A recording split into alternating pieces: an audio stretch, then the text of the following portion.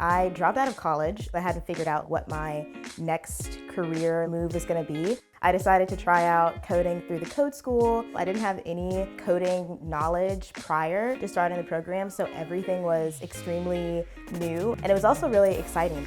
I graduated from CodeSchool in July of 2019. Now, I'm a front-end engineer too at a company called Zip.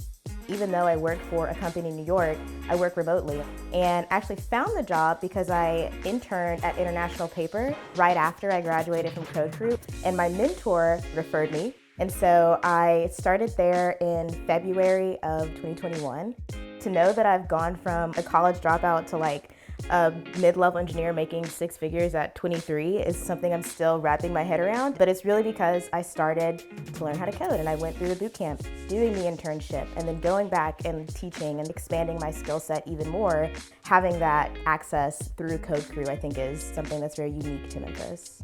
This has been truly transformative. This is something that just about anyone can learn to do if they are dedicated and want to put in the time. I think it's amazing that CodeCrew is enabling people, especially young people in Memphis, to have disposable income, to have a skill set that allows them to move jobs and change jobs to find something that they love, is really lifting up the community as a whole.